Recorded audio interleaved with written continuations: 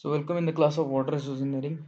Today, we are going to see the water conservation. I'm Mr. Sugli, assistant professor. So, first, importance of water and water conservation. Water is the very important resource in our life.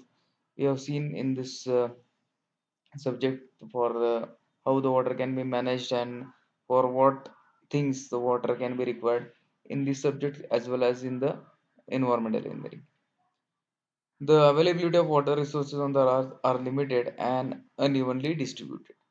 The human demand for water has been growing for two reasons. Firstly, for the growth of human population, and secondly, as human standard of living improve in the various countries of the world, the demand for water also increases to meet new needs in the industry, agriculture, and domestic use.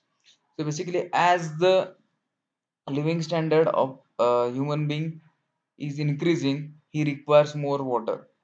If you purchase the car, you will require more water for the washing the car. If you construct the swimming pool, which is the status of or symbol of high status, so that also required additional quantity or huge quantity of water. So likewise, the as living standard improves, obviously water demand will increase. Then water becoming more scarce due to increase in population, industries, and agriculture activities, and due to poor rainfall.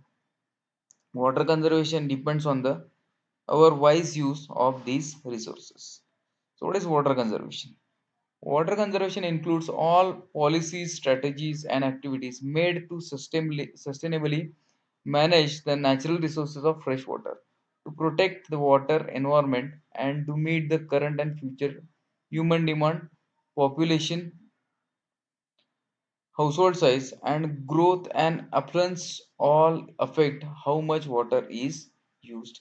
So all these things are affecting that how much water is required or can be used. So these things you have learned already in the environmental engineering.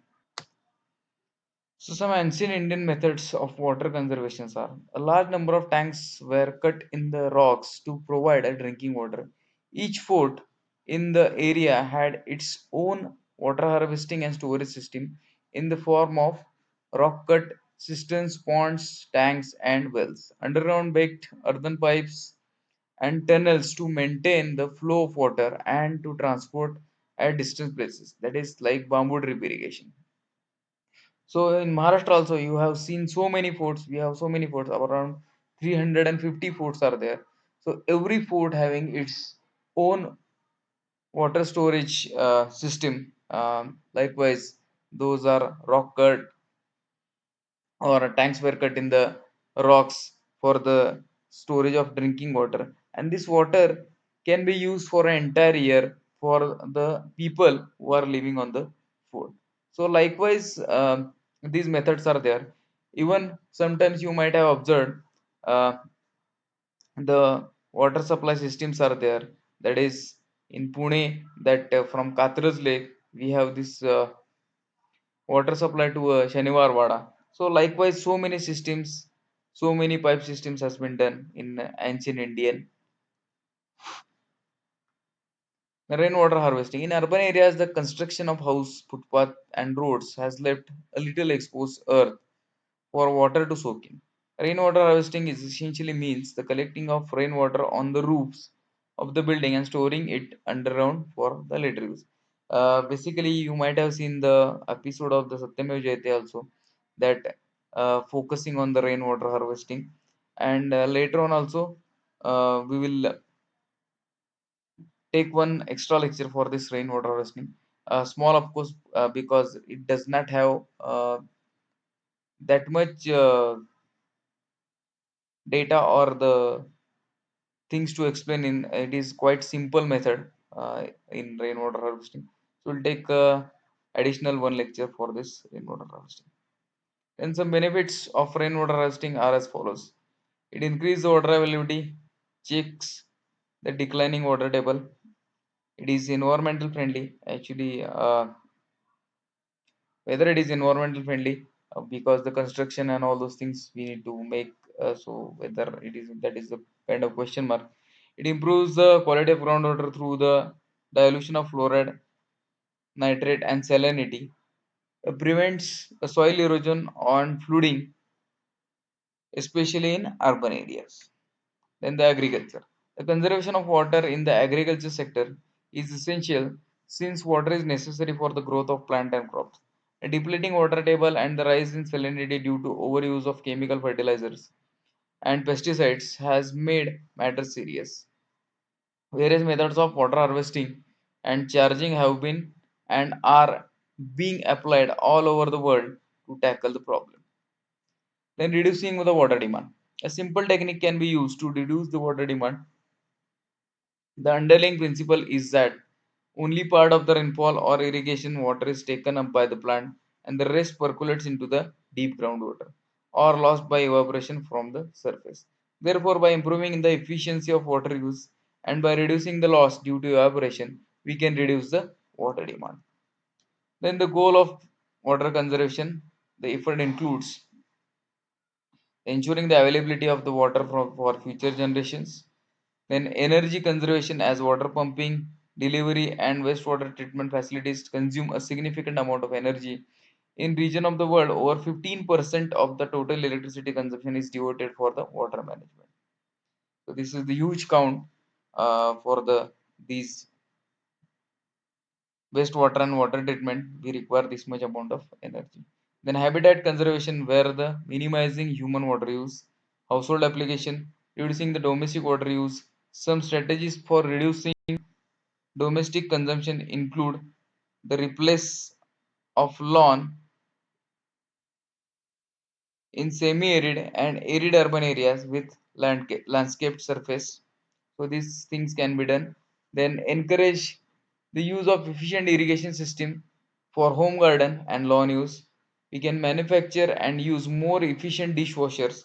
Actually, basically, we are not familiar with this dishwasher. Uh, but in foreign countries they use the mostly dishwashers. Then washing machines and bathroom showers and toilets, we can encourage the leak detection and repair for the distribution systems. Then education can encourage people to reduce the amount of personal consumption. Then, what are the practices for residential users? So, the inherent practices like plumbing, low flow plumbing fixtures, low flush toilets, low flow shower heads, etc. Then we can use the grey water, that is domestic wastewater composed of the water from kitchen and sinks and tubs and clothes washers and laundry tubs. It is called as a grey water that can be reused for the flushing of the toilets. And at so many places, these practices are now they are applying these practices or they are practicing these things. Then landscaping, that is lawn and landscape maintain often require the large amount of water. The landscape irrigation, the xeriscape landscaping, that is the techniques of the landscaping uses all of the following: the planning and design, soil analysis, selection of suitable plants, practical turf areas. So these are the things comes under this xeriscape landscaping. Then the behavioral practice, water can be saved in the bathroom, water can be saved in the laundry room. Outdoor water can be reduced, use can be reduced by watering the lawn early in the morning or late in the evening.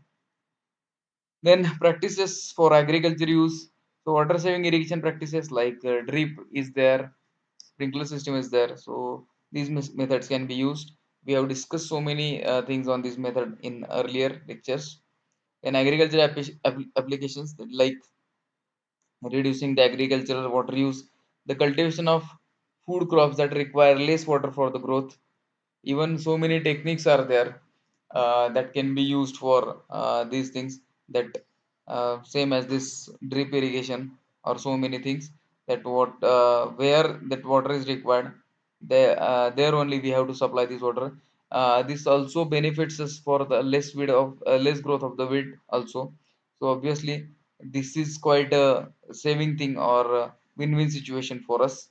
Then the use of lined or covered irrigation canals to reduce the infiltration and evaporation losses. That is irrigating crop night or early in the morning when evaporation potentials are low. In the practices for industrial or commercial users, water reuse and recycling thing can be done. Identification of water reuse opportunities are there. Sometimes water can be used for the cooling of the instruments or as a coolants also. So that water can be reused at so many places. Even some treated water is there which contains uh, the solids which can be easily separated. So that water can be reused for again so many uh, purposes. Then commercial applications, reducing the industrial water use. That is, industry is the second largest user of water supplies. Reducing the amount of water used industry, that is designing the industrial process to recycle the water, increasing the cost of water to industries to encourage water recycling. Recycling material themselves can also greatly reduce the water demand. Then water reuse, that is, we have to educate the people for reuse of the water. Then water conservation techniques, a number of techniques and technologies can be used to make the agriculture, industrial and domestic water are more efficient. So how to conserve the water and use it effectively? Water can users can divide it into two basic groups, that is system users such as residential users, industries and farmers, and system operators such as municipalities, state and local governments and privately owned suppliers. So water use efficiency practices are, Indian practices are like practice based on modification in plumbing fixtures or water supply operating procedures. And the behavioral practice, that is practice based on the changing the water use habit practices for more system for system operators, that is Indian practice like metering, leak detection and repairs. So water conservation, recycling, reuse, what wasteland reclamation, use of decision support system in the watershed management, then crop water planning with special reference to different agroecological zones, then drought management is there, causes and impact, short term and long term strategic measures to counter the vulnerability due to drought. So these things can be done. Then stormwater and flood management, management of water quality, uh, then design of drainage system is there for the stormwater management, urban fluid damage due to changing land use pattern, sources and types of pollution, case studies from a watershed which has experienced rapidly industrialization. So this thing can be done for the water conservation. Then redistribution of water. So by canals.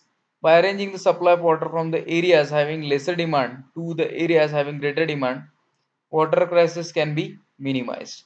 By construction of surface water reservoirs and storage of excess water in them, supply can be made to scarcity affected areas.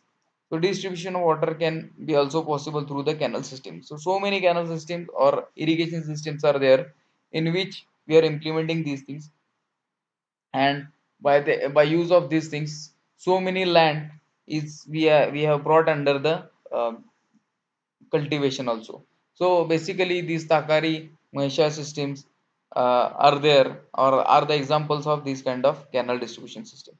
So canal system transfer the water from the excess rainwater areas to the scarce rainwater areas and conserve water for the different uses. Then rational use of the groundwater. So groundwater meets 25% of total supply of water in the world. Remaining 75% supply is made by surface water sources like rivers and lakes. The demand for water and groundwater goes on increasing in proportion to its available quantity, due to which the quantity of groundwater goes on decreasing. So now we are facing this problem that water table goes down, and we have to bore more for the yielding of that water. And even the power is also more required to yield that water from the greater depth. The groundwater exploitation should be only in proportion to its recharge capacity. So how much we are recharging, that much we have to exploit or yield from the ground. That can be adopted. Then use of modern irrigation techniques, like I have told you, the drip irrigation system, the pipes with the hole spread over the surface of the land, and so that crop directly receive the water. So there is no loss due to evaporation in this system, and almost it is having efficiency about 95%. Then increasing the forest cover. So as per hydrological movement, the water receives through the rainfall, every year the different quantities on the surface of the earth. This water flows on the surface and reaches to the sea. So some part of rainwater is stored in stable water reservoirs like lakes and tanks, whereas some quantity of water infiltrates into the land and take the form of groundwater. So obviously, if we increase this forest cover, so basically evaporation, less evaporation will take place, and water which is flowing towards the sea, obviously that things will also reduce. And change in crop pattern. So excess water is not required if the crops are grown according to the agroclimatic conditions. But in the present race of development, changing crop pattern with higher profits has replaced them. Likewise, in our area, the commercial crop like sugarcane, which require more water, is replacing the traditional crop before so many years. So, because of that, even salination is there, and even more use of water is also there. In the flood management, the large portion of fresh water in the world becomes the devastating due to floods. By construction of embankments and canal, a large part of land can be conserved besides minimizing the flood losses. Then intensive afforestation can also provide a security from floods, which if will be helpful in absorption of water in the soil. So likewise, I have told you earlier, the forestation can help to reduce the floods and flow of water to a sea. Then the use of urban wastewater. The demand for water has increased in cities due to increasing urbanization. So there is no provision for wastewater treatment in many big towns and cities of various countries in the world. So that can be done, and that water can be reused for various purposes like agriculture, etc. After use of water in urban areas, disposed water can be treated and conserved for the use of agriculture in the peripheral areas of the cities. Then drought tolerant crops and seeds. So grow up right crops from the growing regions. Regions which suffer water shortage are wise to plant crops which are more tolerant to droughts. Then drought tolerant crop seeds are available both through biotechnology and for from native seed varieties. Drought tolerant seeds available today include corn, rice, and cotton. Then the reaper furrowing planting system. The tractors are used the first year to start the reap furrowing system. After first year, farmers plant crop directly into reap lines using the animal drawn direct seeder. So this method can be adopted to save the water, or uh, we cannot remake or reform the land. So obviously that will save the money. So this is all for today's lecture. Thank you.